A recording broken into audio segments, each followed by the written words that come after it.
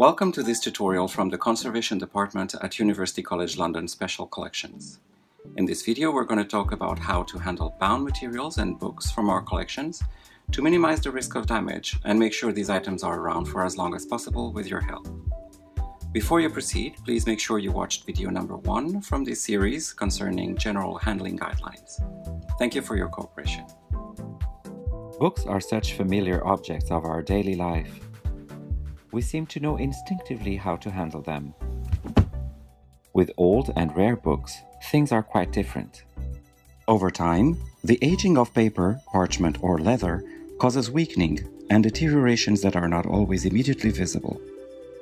But books are also mechanical objects with complex structures and several components. With repeated handling, they become fragile or damaged, and this is why great care must be taken before and during their handling. Books will come to the reading room in boxes or paper wrappers. Begin by observing the housing, as you will need to box or wrap the book in the same way. Observe the order in which the flaps of the wrapping unfold and the position of the book inside the housing. Move one book at a time, with both hands in all circumstances. Very large books should be carried vertically, spine down, one hand underneath and one hand on top. Do not stack open books or place them face down. Observe and be aware of the general condition of the binding and text block to anticipate your precautions and movements.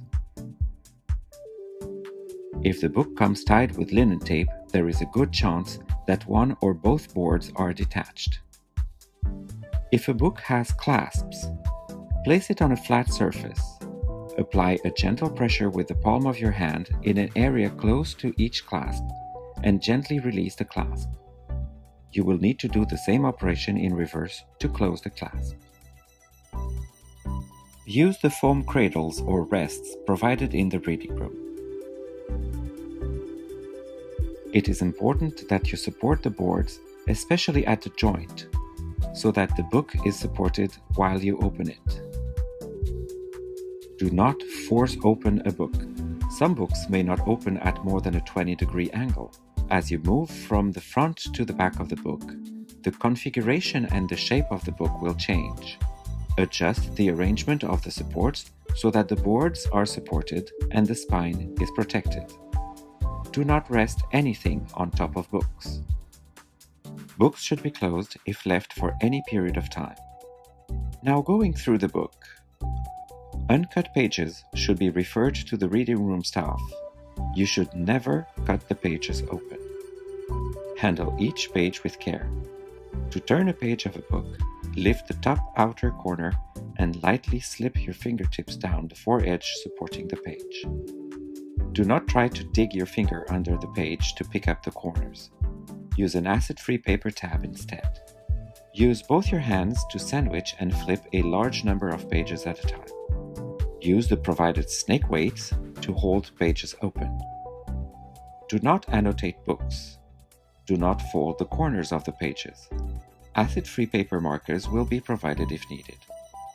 Avoid touching the surface of pages with text, illustrations, gold leaf, or pigments.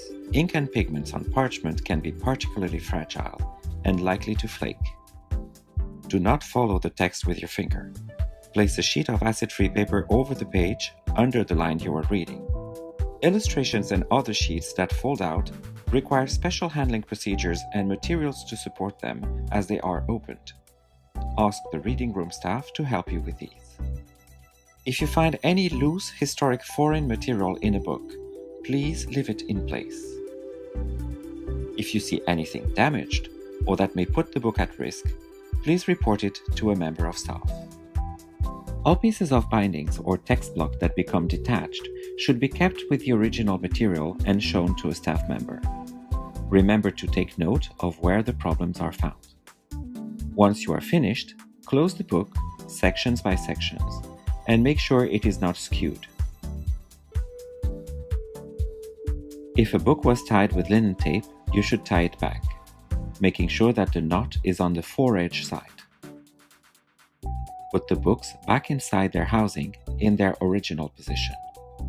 For boxes, make sure you fold the flaps back in order. For paper wrappers, make sure that the spine of the book is on the side of the wrapper that bears the book's references and barcodes. Wrap the book and tie the ties, placing the knots on the top edge and the foredge, so that they don't leave impressions on the book when it's stored back on the shelves. Thank you for your attention.